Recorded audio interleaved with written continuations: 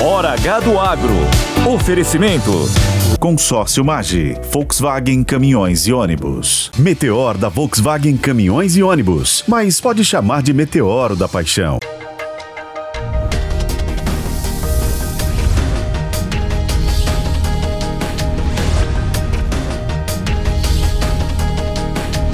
Hora H do Agro. Olá, bem-vindos a mais um Hora H do Agro. Eu sou a Mariana Grilli, agradeço pela companhia de vocês em mais um programa. E nessa edição, nós vamos te explicar como a guerra entre Israel e Irã movimenta diversas cadeias do agronegócio, começando pelos fertilizantes. Também falaremos de seguro rural e o corte no orçamento de 2025. E ainda te informamos sobre como fica a previsão do tempo nas regiões produtoras do país. Então fique por aí, porque o Hora H do Agro está no ar. O assunto da semana é o conflito entre Irã e Israel. E nós sabemos como a geopolítica global afeta o agronegócio brasileiro. Primeiro, porque o Brasil exporta commodities para diversos países, mas ao mesmo tempo ainda tem grande dependência de importação de fertilizantes. O Irã é o terceiro maior exportador global de ureia. Uma possível interrupção no fornecimento desses insumos pode impactar, então, diretamente países como o Brasil. O Matheus Dias nos traz mais informações sobre isso. Vamos ver.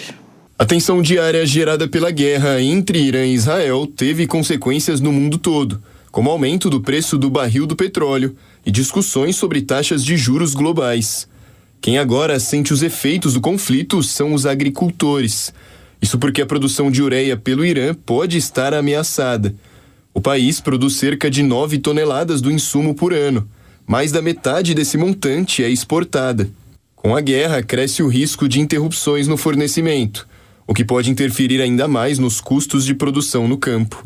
Frederico Bernardes, presidente da Associação Brasileira dos Produtores de Remineralizadores de Solo e Fertilizantes Naturais, diz que a alta de custos será repassada. O conflito entre Irã e Israel vem trazendo grandes preocupações para o mercado internacional no que tange a questão do petróleo e abastecimento de diesel. Mas eu venho trazer aqui a preocupação em relação ao agro. O Irã é um grande produtor de fertilizantes, principalmente ureia e amônia, sendo o terceiro maior produtor de ureia. No ano passado, o Brasil importou 100% desse insumo, onde 20% foi de lá. Os repasses desses custos, com certeza, vão chegar no produtor rural. Já estão acontecendo e podem piorar, uma vez que ainda vamos entrar no início da época de maiores compras e preparação de solo para o plantio do final do ano. O Brasil pode ser um dos países mais afetados, já que 80% dos fertilizantes usados são fruto de importação. E no caso da ureia, tudo que foi consumido no país em 2024 foi importado. Cerca de 17% das negociações são feitas com o Irã. Para Frederico, a solução está na produção nacional e não mais na importação. Nesse sentido, os remineralizadores, fertilizantes naturais, organominerais e biológicos, fertilizantes nacionais, entram mais uma vez como uma excelente alternativa quando falamos na redução dessa dependência que já foi levada a foco em 2022 com a guerra da Rússia e da Ucrânia, que inclusive culminou na aceleração da publicação do Plano Nacional de Fertilizantes.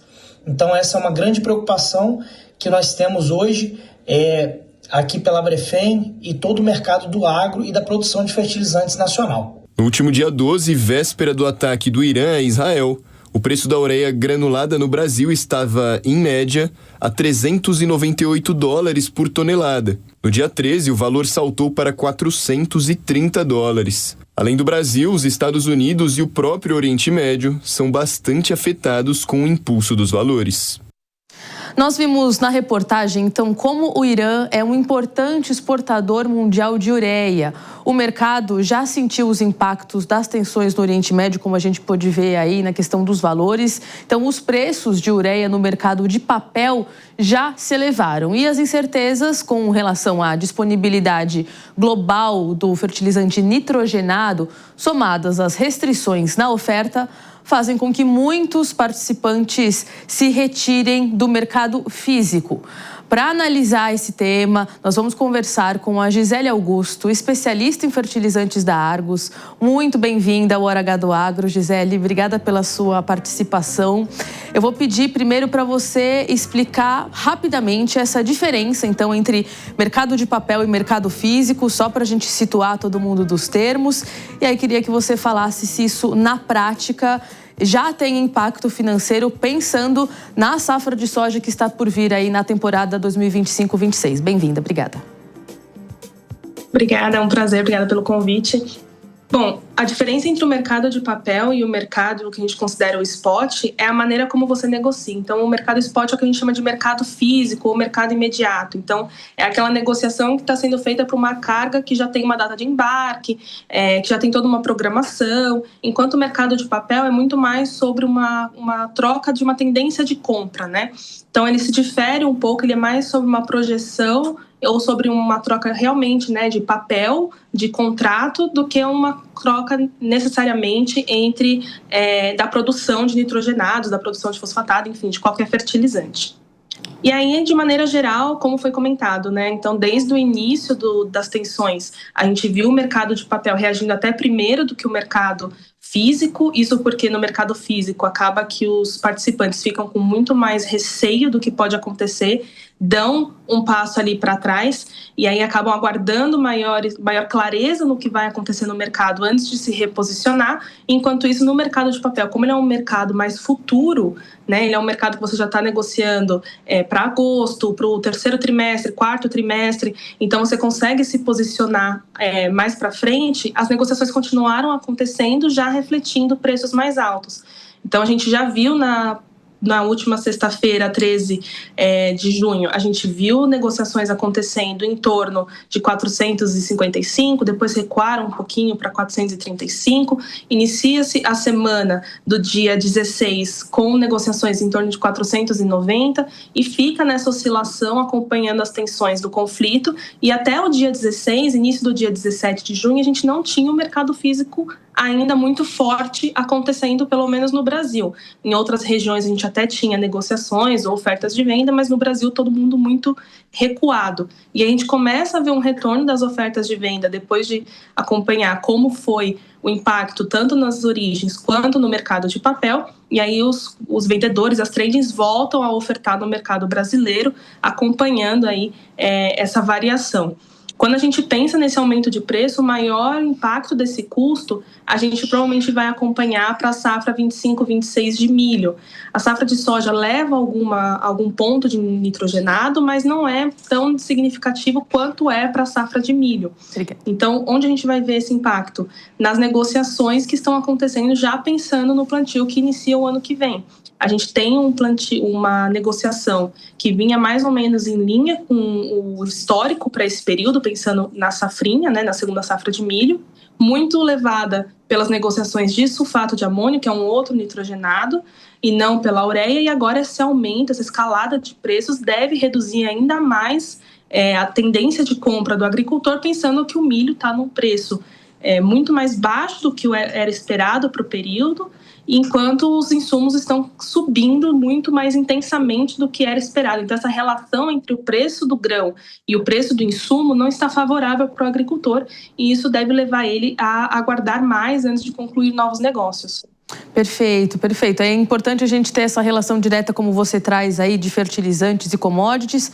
Daqui a pouco a gente também vai ter uma outra entrevista para trazer mais desse universo de impactos aí, falando dos grãos, né? Agora, falando de novo dos fertilizantes. A gente sabe que muitos produtores, e aí você citou a questão da soja, por exemplo, né? A gente sabe que muitos produtores se antecipam para a compra dos insumos, não deixam tanto para cima da hora, exatamente por conta de volatilidade das cotações. Mas para quem ainda não comprou, a gente queria saber o que vocês têm visto aí da Argos, acompanhado, para a gente dar dicas para o produtor rural que ainda não comprou esse fertilizante. Vale a pena correr para comprar agora, exatamente por ter talvez um risco de falta de abastecimento por uma questão logística, ou é mais estratégico esperar, não se emocionar, avaliar mercado? O que vocês estão sugerindo hoje em dia, atualmente, porque a gente sabe que esse mercado também é bem dinâmico, né? Nós, dentro da Argos, a gente não faz projeção, a gente não dá indicação do que fazer, né? O que a gente traz é mais o cenário e aí a avaliação vai de acordo com o dentro de casa de cada um que está lendo ali o que a gente está fazendo. Mas, de maneira geral, sim, normalmente existe um padrão de antecipação de compras. Esse é um padrão que vem mudando nos últimos anos, então cada vez mais a gente vê a postergação dessas compras. Então, o que a gente tem acompanhado? Justamente o agricultor deixando para comprar no último minuto possível, tá me ouvindo? Porque ele está muito numa relação de entre pagar caro hoje, pagar caro mais para frente, eu pago caro mais para frente e tentei pelo menos conseguir um preço mais atrativo tanto na venda do meu grão quanto na compra do insumo. Então a gente tem visto um pouco dessa mudança de paradigma ali de como funciona o mercado de compra de fertilizantes e insumos de maneira geral. O que a gente tem acompanhado até o momento é justamente a intensificação dessa expectativa de postergação de compras. Então, se a gente já esperava que as compras mais intensas, em vez de acontecer entre o fim do terceiro trimestre, começo do quarto, como a gente estava acostumado antes ali do período pré-conflito de Rússia e Ucrânia, enfim, a gente já estava esperando que não fosse acontecer e fosse acabar se postergando ali para dezembro, início de janeiro, como vem acontecendo nos últimos 2 anos, isso ainda é ainda mais intensificado com o que a gente tem acompanhado agora dessa volatilidade de preços. O que pode acontecer é que em alguns momentos a variação do dólar, né, acaba influenciando também na comercialização de grãos, isso é muito importante para o agricultor. Então, não só a Bolsa de Chicago, que é onde ele negocia a safra dele, mas também a cotação do dólar, de acordo com como isso for se apresentando com todas essas oscilações de mercado, pode ser que ele entre um pouco mais forte ou segure um pouco mais as compras, de acordo com como ele vai negociar realmente a safra dele. Então, o maior ponto de atenção é realmente nessa relação, nos melhores momentos, na relação entre o grão e o preço do insumo. Agora, Gisele, a gente está falando bastante de ureia, porque, enfim, é o foco da produção ali do Irã, mas a gente acaba, inevitavelmente, precisa olhar para outros fertilizantes, ou pelo menos para os tipos de fertilizantes, né? E aí eu queria saber se dentro da Argos vocês têm acompanhado alguma coisa não necessariamente crítica, mas olhado para outros tipos de fertilizante que também podem entrar aí como ponto crítico para dentro desse contexto do conflito do Oriente Médio, ou se de alguma forma tem algum outro ponto de atenção que não necessariamente está no radar, mas que vale a pena prestar atenção. Dentro da Argos, a gente acompanha todos os fertilizantes, então o que a gente também tem dado uma olhada é para o cloreto de potássio. Israel também é um exportador de cloreto de potássio para o mundo e para o Brasil, mas até o momento a gente não tem visto nenhum tipo de impacto nesse fertilizante específico, né? Mas é um ponto de atenção que a gente fica mais alerta.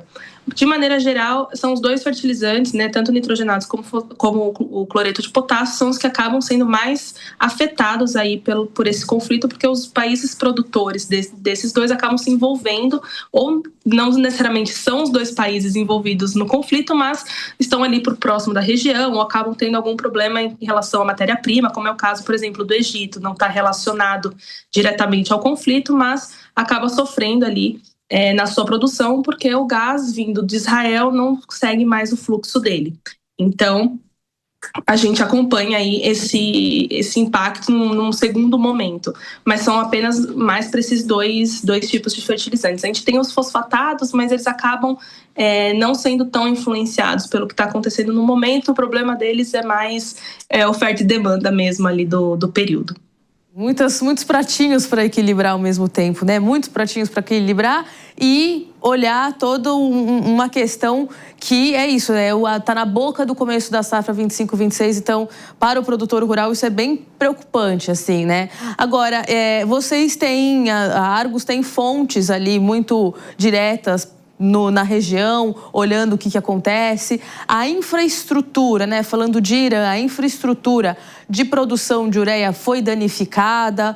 O que as fontes da Argos têm mostrado? Os bombardeios estão nas regiões onde fica concentrada essa produção. O que a gente está falando do aspecto político e geopolítico, né? A geografia dos bombardeios, a guerra está próxima. Vocês estão monitorando algum tipo de risco nesse sentido, sim, físico? Até o momento, a gente não tem tido nenhum ataque ou nenhum tipo de problema nas instalações específicas de nitrogenados e de produção de ureia, nem no Irã, nem em Israel. O que tem tido algum tipo de influência são alguns ataques afetando ou campos ou unidades de tratamento de gás natural, que é uma matéria-prima da ureia. Esse tem sido o grande problema desse conflito. Então, em Israel, a gente não teve necessariamente um ataque específico, mas teve ali um fechamento de campos de gás como medida de precaução. E aí você tem o corte do gasoduto que vai para o Egito, isso paralisa a produção de ureia no Egito. Israel não é um grande produtor, então internamente não tem um grande impacto nesse sentido, mas acaba impactando um terceiro país. E quando a gente olha para o Irã, também existe ali um ataque que aconteceu num campo de gás offshore ali do Irã, em junção com o Catar.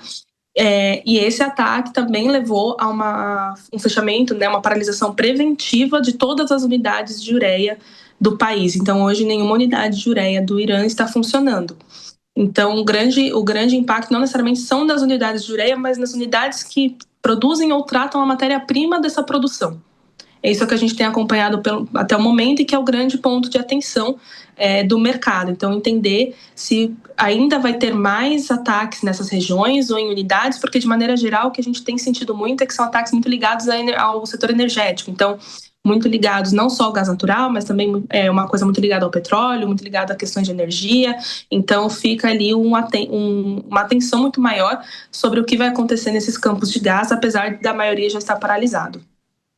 Esse é exatamente o tipo de exemplo que a gente dá quando fala de segurança energética, né?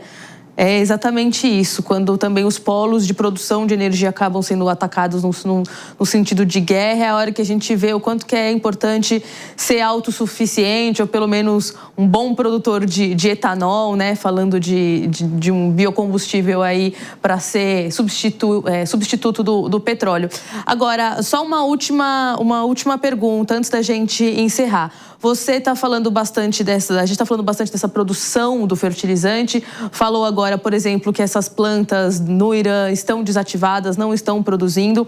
Então, o que a gente está querendo saber agora é a questão logística. A gente está falando, você mesma já citou na sua fala, né? É um ponto importante, um polo importante aí para a logística do petróleo, né? Dos fertilizantes, de várias commodities. Pela Argos, eu queria saber se vocês estão acompanhando um risco de atraso nos fertilizantes que já foram comprados, mas que ainda vão ser deslocados, se de alguma forma essa parte do transporte mesmo da ureia também já está sendo impactada ou ainda não. Do ponto de vista logístico, o que vocês estão reparando na Argos?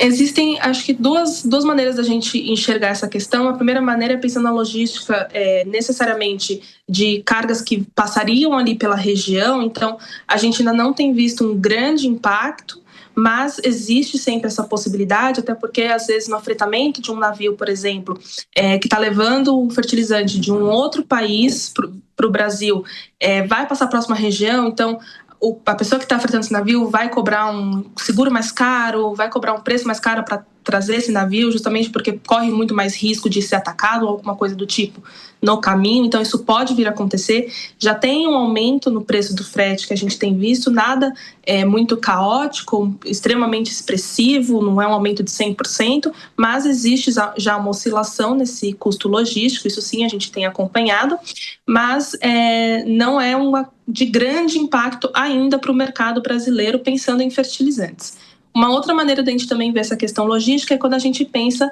no deslocamento das outras regiões para atender diversos mercados que eram atendidos ali pelo Oriente Médio, mais expressivamente pelo Irã, e que vão precisar atender todos juntos esses outros mercados. Então, pode ser que aconteça, na verdade, uma questão logística mais para conseguir liberar, fazer esse escoamento dessa ureia de outras regiões para os países que estão precisando comprar.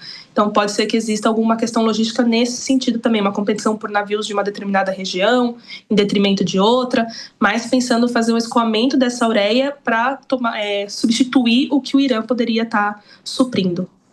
Perfeito, Gisele. Muito obrigada pela sua avaliação, por compartilhar tantas informações com a gente. Espero trazer melhores notícias para o setor, mas contar com você em outras oportunidades. Muito obrigada, viu? Muito obrigada.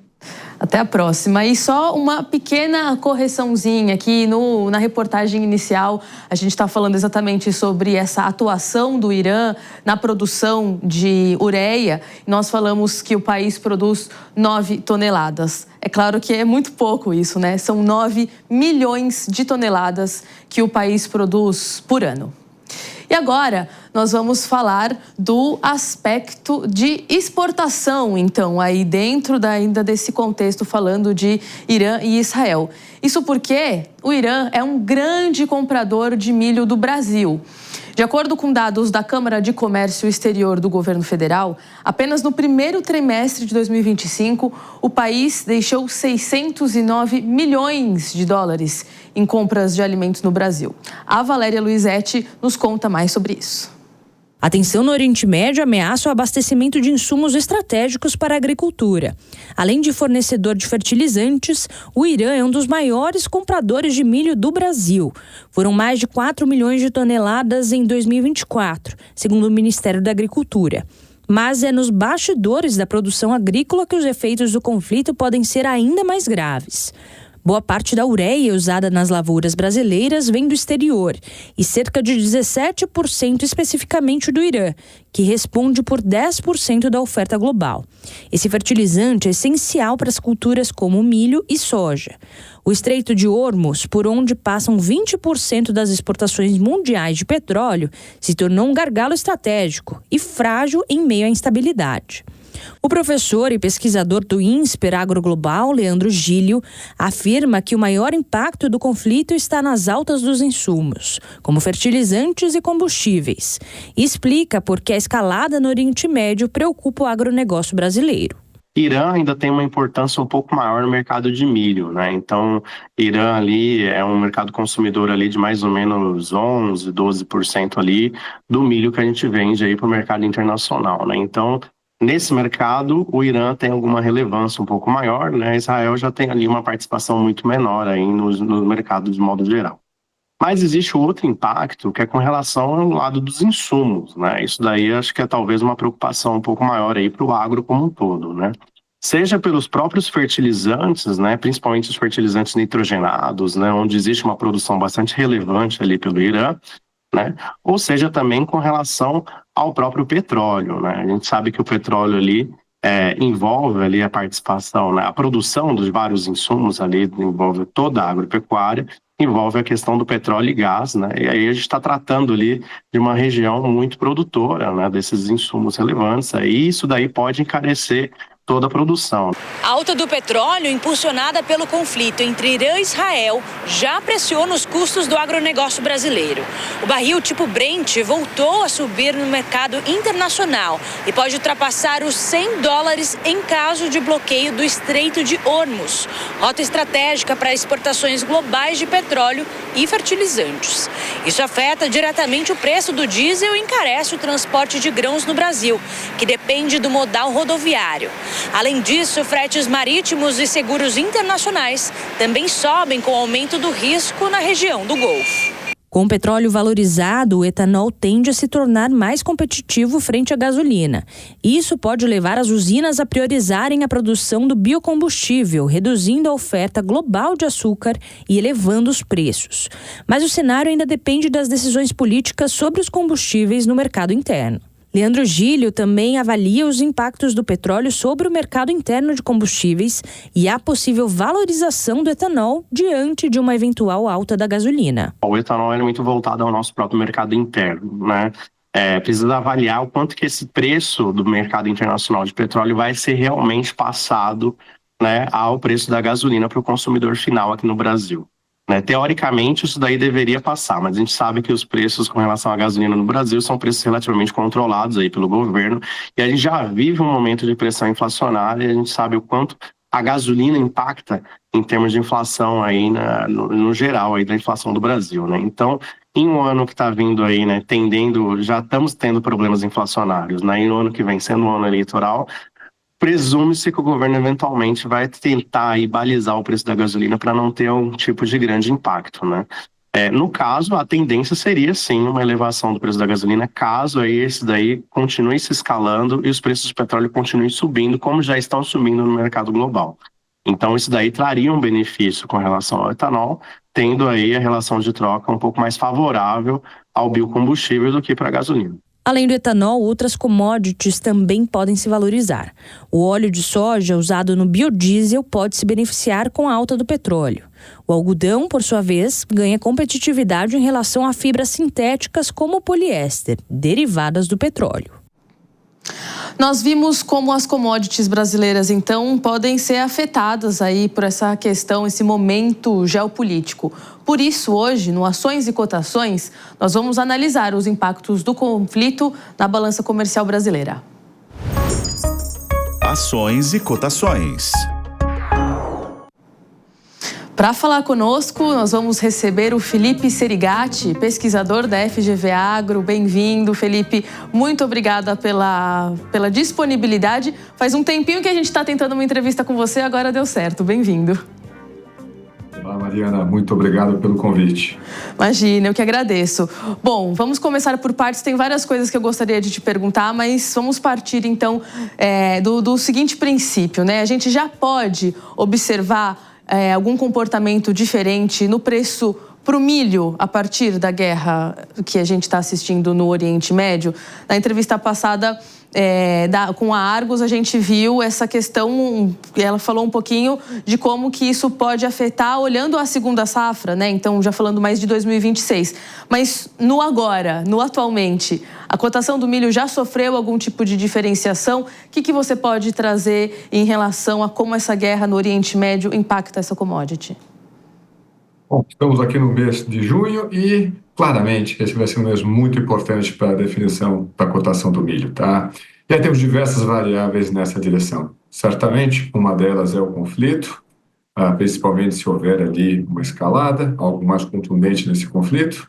Mas, acho que mais importante que o conflito, o mercado está aguardando o relatório do USDA, tá? Com uma definição mais clara da área plantada de milho nos Estados Unidos, tá? Até o momento, as projeções que o USDA tem divulgado, né? Aquele do balanço de oferta e demanda, né? Praticamente todo dia 12 de cada mês que o USDA publica, está ali com uma expansão diária do milho, com uma safra recorde de milho para os Estados Unidos, estamos falando aí em mais de 400 milhões de toneladas, só que está utilizando a área plantada do relatório de intenção de plantio, publicado no dia 30 ou 31 de março, né? Então, veja que essa é um relatório, uma informação a respeito da intenção do plantio do produtor.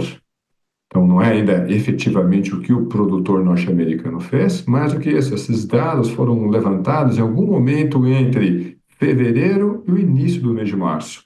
Em outras palavras, é uma informação anterior ao tarifaço do Donald Trump, lá no início de abril, que gerou uma série de mudanças ali no mercado. Tem um ponto de relação importante, né? Olha, diante, né, de todo aquele movimento que o Trump fez, diante da resposta que a China acabou sendo induzida a fazer, pergunta, será que essa área plantada de milho ficou maior ou ficou melhor, uma vez que Estados Unidos e China não transacionam tanto milho? Nós não sabemos, né? A gente vai ter essa resposta mais clara justamente agora, no final desse mês. Além disso, nós temos as projeções para a nossa segunda safra agora. E as projeções são muito positivas, né? A Conab falando, se eu puder arredondar, algo em torno de 100 milhões de toneladas, mas tem consultoria muito boa no mercado falando em quase que 113 milhões de toneladas. Além disso, como foi dito aqui nas duas entrevistas anteriores, você tem um efeito de segunda ordem a partir desse conflito. Então, esse conflito, se encarecer o preço do petróleo, os biocombustíveis ganham competitividade. Será que a demanda por milho, inclusive para a produção de etanol, vai aumentar? Vai ficar mais aquecida? Então, veja, tem diversos fatores que vão condicionar o desempenho, a cotação do milho, e esses fatores vai ter uma definição mais clara justamente agora no mês de junho. São muitas perguntas, né? O difícil é encontrar as respostas. A gente conta com você para elaborar esse raciocínio também em relação, então, à soja. Porque você traz aí esse destaque para o milho, como a gente tem falado, é isso, né? O etanol, ele tende aí a ganhar mais atração das usinas, mais direcionamento da cana para o etanol em vez do açúcar, mas e soja? A gente está falando de algum impacto que seja possível olhar agora, olhando inclusive para a formação de preço de 25, 26? O que vocês têm acompanhado aí na FGV? Então, vamos lá, né? Então, diretamente, todo esse conflito, né, esse atrito envolvendo Irã e Israel, para o mercado de soja não tem nenhum canal muito direto, tá? Eu sei que o pessoal vai dizer, não, tem canal direto sim, né? Tem que olhar ali para os custos de produção. E sem dúvida alguma, né? Se o pessoal fica atento ao impacto do milho na segunda safra lá em 2026, e óbvio que é importante, tem que manter o radar ligado ali, mais contundente ainda é as compras de insumos para a nossa safra de verão, né? E aí o grande destaque para a safra de verão, naturalmente, é a nossa safra de soja. E aí, né? Então a gente tem uma elevação nos custos de produção, isso está claro, não vende agora, tá ok, sem dúvida alguma, né? Os problemas ali do Irã acabaram jogando bem para cima as cotações da ureia, mas o pessoal vai lembrar, os fosfatados já vinham operando com preços e patamares elevados e não é de hoje. Por exemplo, a China demorou para liberar seus excedentes para que fossem comercializados no mercado internacional.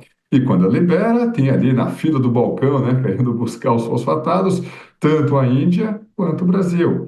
E os fosfatados estavam operando com preços mais elevados e, na nossa percepção, isso explica em parte do atraso das compras. Não é apenas isso, você também tem uma questão financeira junto aos produtores que, se for o caso, a gente pode abrir justamente para conversar sobre IOF, a taxação da LCA, outros instrumentos privados de crédito.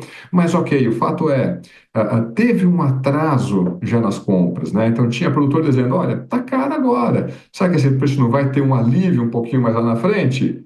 Infelizmente, parece que aquele produtor que ficou aguardando o melhor momento acabou ficando em posição menos confortável. Esse melhor momento, não veio, esse melhor momento tinha ficado lá atrás.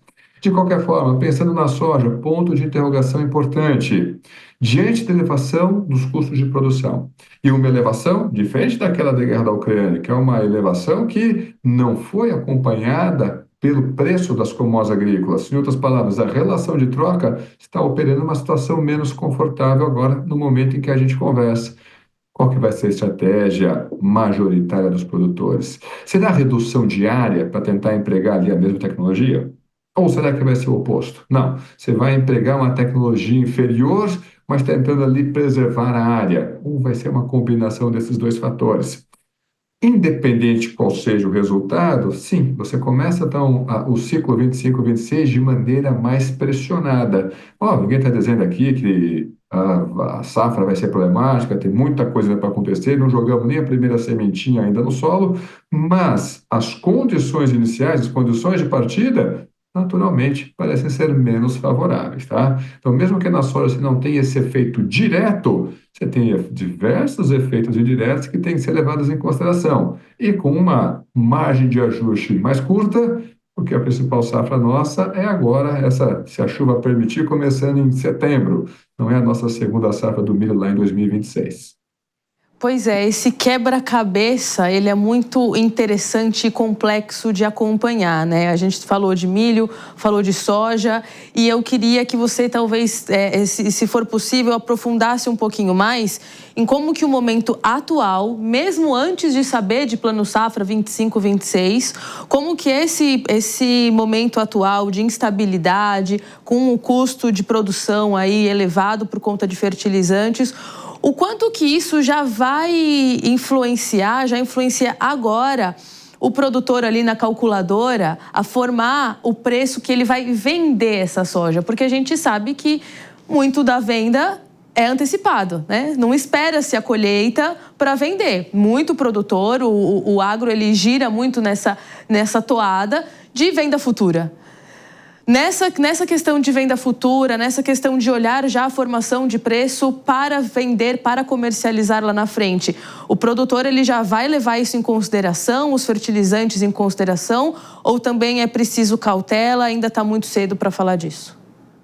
Então, não, na verdade, que isso vai entrar na conta, não tem a menor dúvida, né? Os custos de produção, o produtor está fechando nesse momento em que a gente está conversando. Óbvio, aquela fração do mercado que fechou antes, agora está respirando aliviada. Aqueles que esperaram ali um melhor momento, novamente, já estavam caros os fertilizantes antes, principalmente os fosfatados, né? Está esperando um melhor momento, esses talvez estejam ali um pouco arrependidos de não ter antecipado a maneira mais intensa a aquisição desses insumos, mas o fato é, se a gente for marcar hoje, né, qual que é a grande mensagem, sem saber clima, sem saber o que vai acontecer daqui até a colheita, lá no primeiro trimestre do ano que vem, qual que é a grande mensagem, a grande manchete? Que custos de produção, e aí de uma maneira geral, tá? Da safra 25-26 já começa de maneira mais apertada. A margem do produtor deve começar mais pressionado. Por que isso? Bom, já conversamos bastante a respeito de insumos de produção, mas os insumos de produção não são os únicos custos, né, que o produtor vai ter que incorrer. E mais do que isso, como parte desses custos serão financiados, né, então não vão ter cobertura de capital próprio, que a gente observa, custos de financiamento dessa safra, eles estão mais elevados. Em parte disso, fatores internos mesmo, né? Então, a gente tem uma taxa de juros que está operando em patamares mais elevados.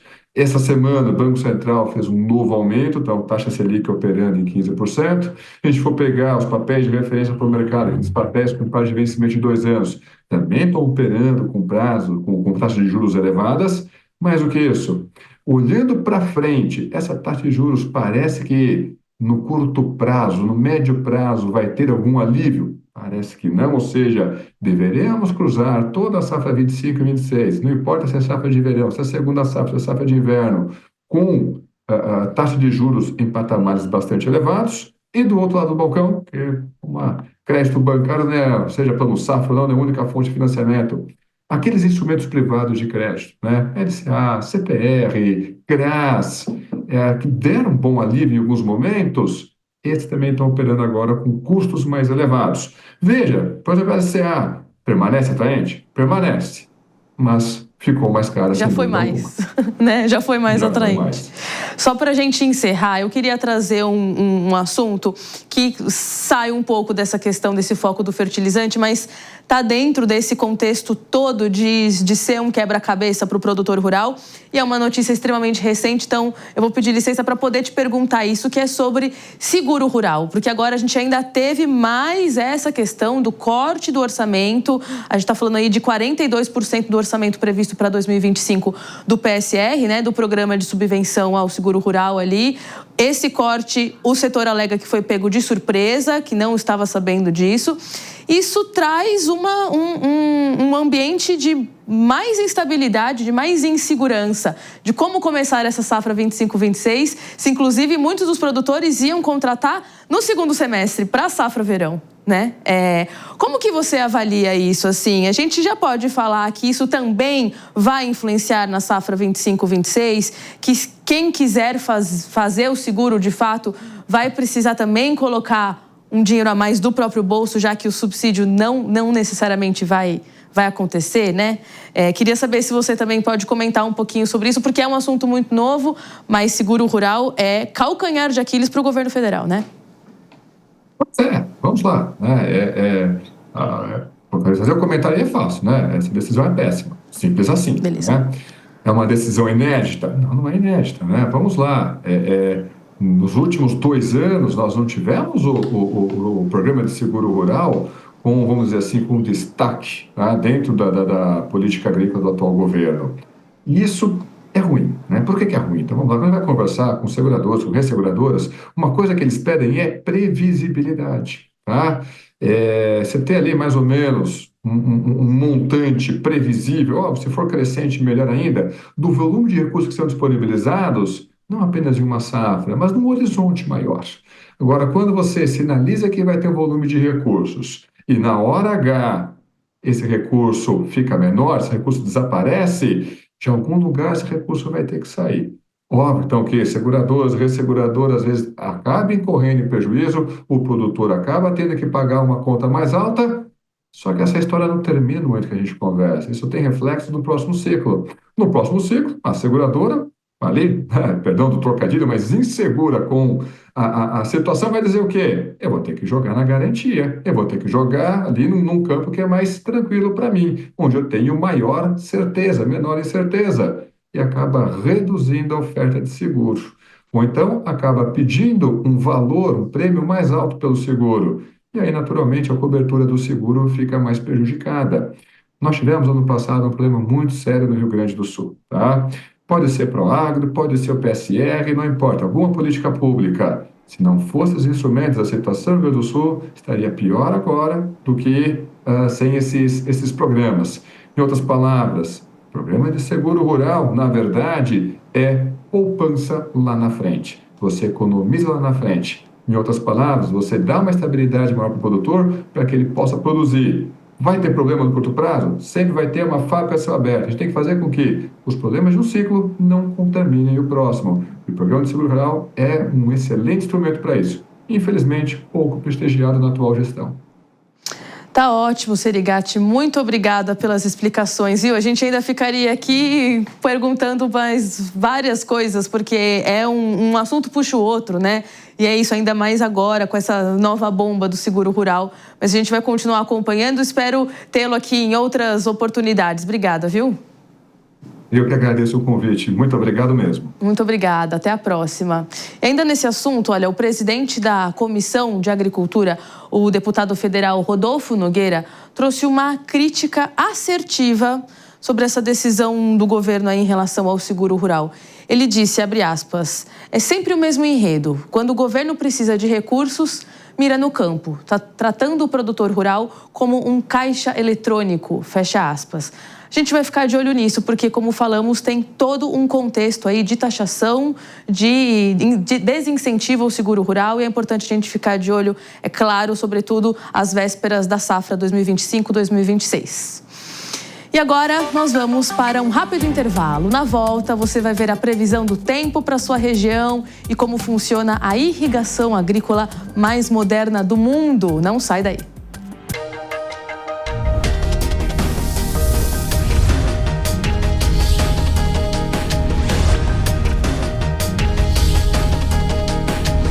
Hora H do Agro. Grandes conquistas começam com um bom planejamento. E aqui no consórcio MAGE Volkswagen Caminhões e Ônibus, a gente pensou em tudo sob medida para o seu negócio, com parcelas a partir de R$ 4.160. E temos uma opção exclusiva para o seu Meteor, ou o extra pesado que preferir. Você tem até 150 meses para pagar, sem juros, e taxa administrativa de apenas 8% no plano total. Pense gigante. Consórcio MAGE vwcaminhões.com.br ou ligue 0800 778 1100. Vender, negociar é um problema para você? Acredita que é um dom ou que tem que enganar pessoas? Nada disso. Vem comigo que eu vou revelar o segredo dos maiores negociadores.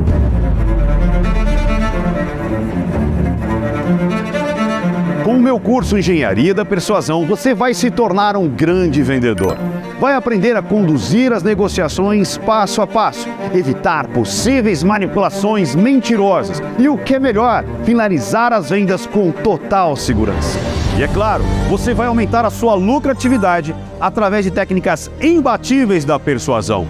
Esse curso vai fazer você vender qualquer coisa para qualquer um. Talvez você esteja se perguntando qual o valor do curso. E eu garanto para você, é menor do que o valor da última venda que você perdeu para o seu concorrente. Acesse newcursos.com.br e garanta sua vaga. Gigante, hein? Tá gostando? Muito, mas rapaz, tem um negócio engraçado acontecendo toda vez que eu dirijo. O quê? Sobe aí, olha isso.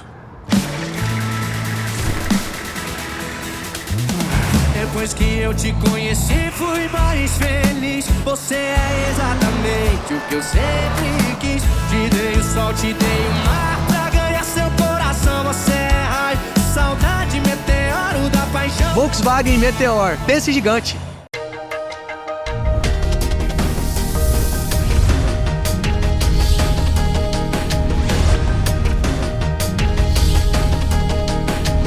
Hora H do Agro. Estamos de volta com o Hora H do Agro. E o segredo para a agropecuária de Israel, um país desértico, dar certo é o investimento em uma irrigação inovadora. Por meio do investimento em pesquisa e desenvolvimento, o país do Oriente Médio criou um sistema de irrigação com reuso de água dessalinizada. Produtores brasileiros já importaram essa tecnologia para cá, tanto que o país já é o segundo maior faturamento da multinacional israelense Netafim. Para falar conosco deste tema, eu chamo o Danilo Silva, gerente agronômico da Netafim. Bem-vindo ao Hora H do Agro. Danilo, muito obrigada pela sua participação. Eu queria que você falasse, então, por gentileza, desse diferencial da irrigação israelense, como que ela pode ser aplicada aqui de forma assertiva na agropecuária brasileira. Te agradeço aí por participar conosco. Imagina, Mariana, obrigado, é um prazer estar aqui com você e com a audiência da Jovem Pan.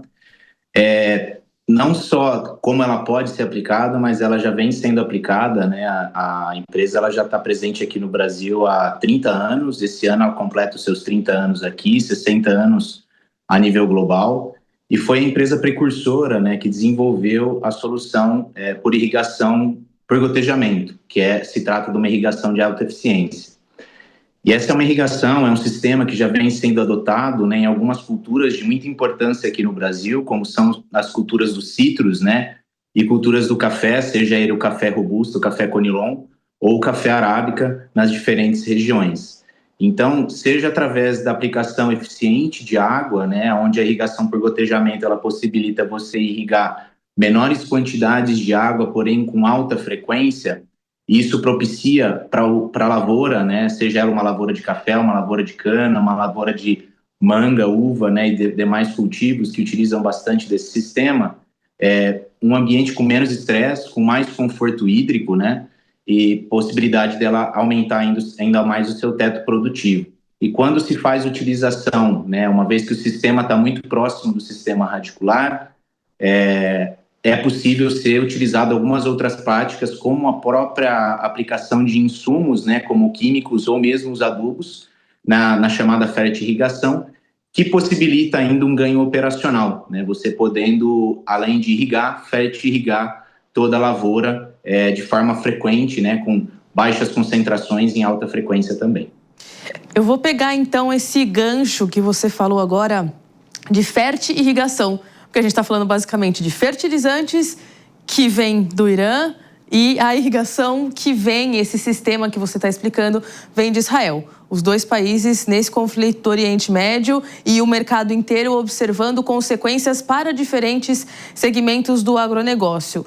Na Netafim, vocês estão acompanhando de que forma o conflito? Queria entender se vocês têm sentido algum impacto nas instalações em Israel ou se de alguma forma isso não tem ainda nenhum impacto, pelo menos falando para as importações dessa tecnologia aqui pelos brasileiros, pelos produtores brasileiros. Com certeza, Mariana. Esse é um ponto que a gente acompanha muito proximamente, né? Dito que a matriz da nossa companhia fica em Israel, mas como a Netafim está presente em mais de 110 países, né, a gente tem uma infraestrutura industrial, fabril em diferentes países, e isso possibilita que a gente continue com o nosso compromisso, né, da solidez da nossa operação e está muito próximo dos agricultores, seja ele a nível global e principalmente aqui no Brasil, para que a gente consiga contornar e não sentir, né, que é o que a gente está acompanhando, até então não temos sentido, né, os impactos desse conflito aqui nas nossas operações e conseguindo suprir aí as demandas dos produtores nacionais e internacionais também. Perfeito. Então, por enquanto, o que vocês afirmam é que o fluxo está normal, inclusive de comercialização, para aqueles produtores que talvez tenham importado nos últimos meses algum tipo de sistema de vocês. A demanda e, então, atender a esta demanda continua dentro do cronograma pensado? Sim, seguimos aí com o nosso plano, inclusive, de crescimento, né, dentro das nossas operações aqui no Brasil e fora. Conseguimos aí e temos acompanhado próximo e seguimos atendendo normalmente aí as demandas dos produtores. Para a gente situar, então, um pouco melhor, aí você falou dessa operação da Netafim e dessa tecnologia que é israelense, né? Quais que são os cultivos? A gente está falando de que culturas aqui no Brasil, né? Você falou da fertirrigação, por exemplo. Quais que são os principais mercados? Quem que está despertando para esse tipo de irrigação? O que você poderia dar aí no sentido do público-alvo de vocês, dos cultivos que estão sendo mais procurados para esse tipo de fertirrigação?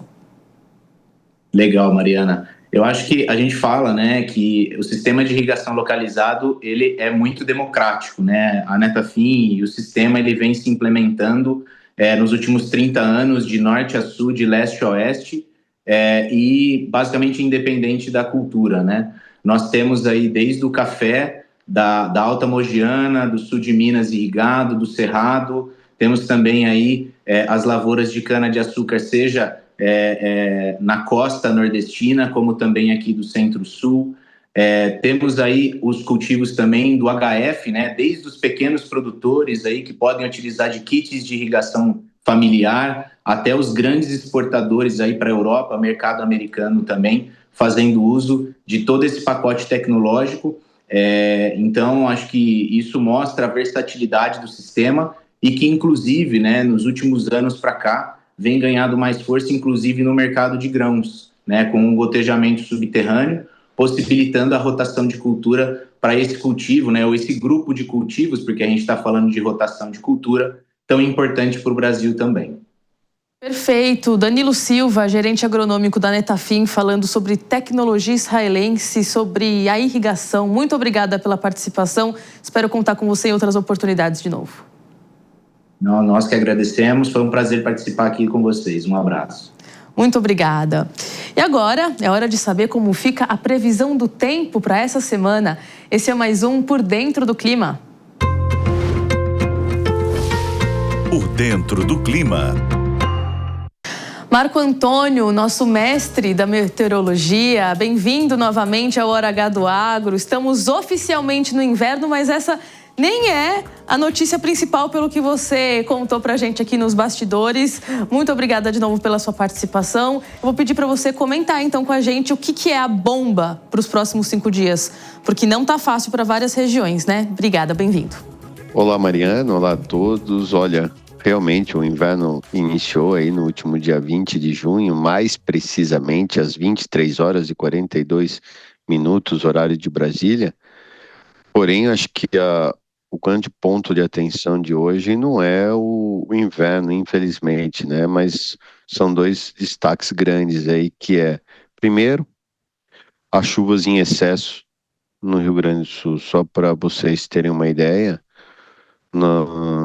só nessa última semana, né, do dia 16 até o dia 20, aí, já choveu algo acima de 500 milímetros em grande parte do Rio Grande do Sul.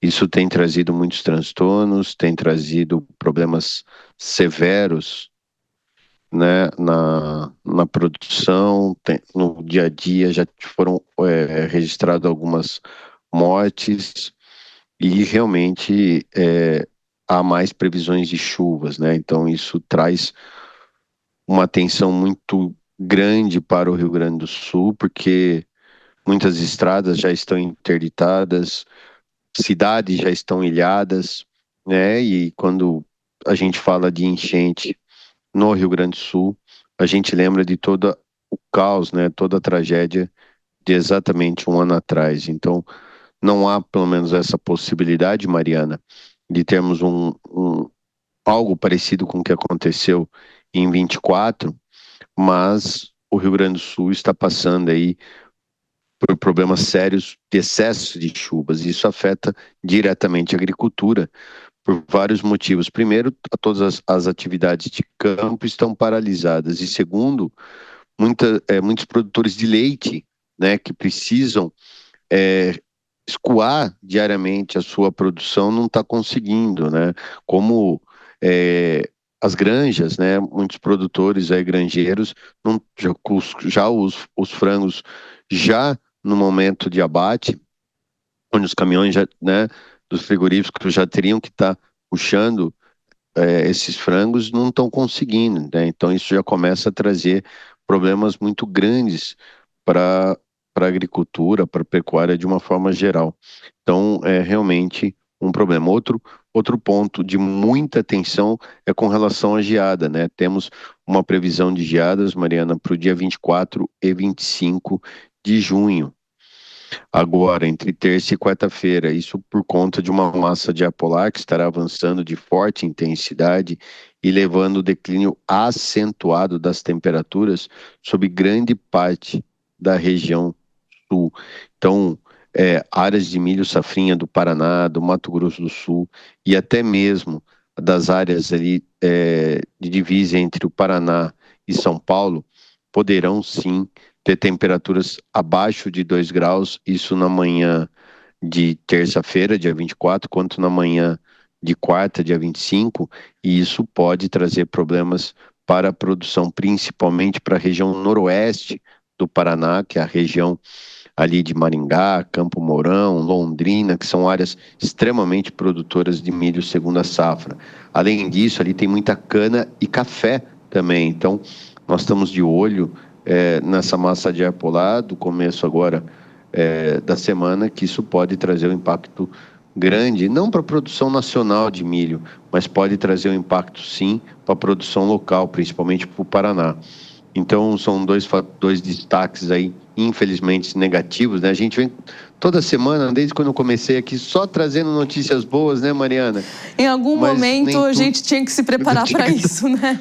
Mas realmente... Infelizmente, né, Mariana? Mas realmente essa questão que você coloca, sobretudo do Rio Grande do Sul, é muito séria, né? Porque a gente está vendo toda uma questão de produtores ainda pedirem apoio financeiro, né? As cooperativas se reestruturando e agora, você falou, não existe nenhuma previsão para que seja uma catástrofe como foi a de 2024 e óbvio que a gente espera que não seja, mas no ano passado vale lembrar que também ninguém estava esperando, né, Marco Antônio?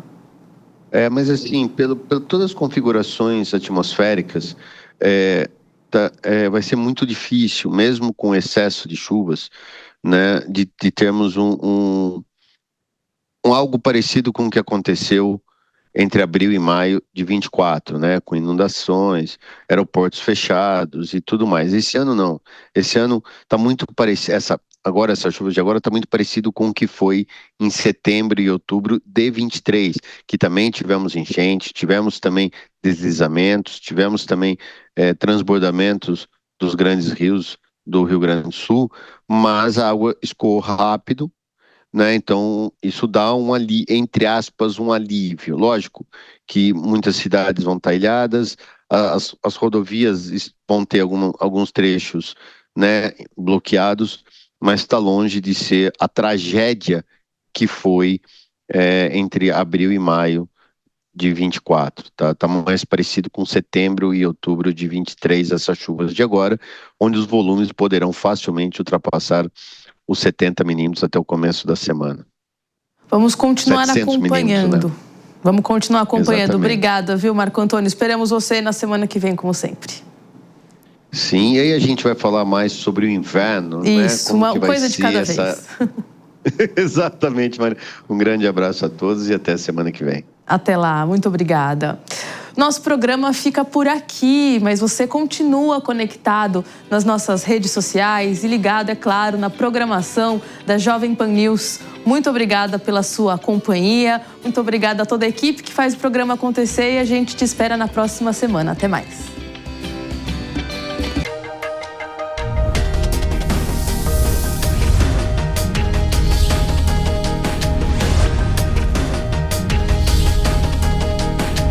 Hora H do Agro.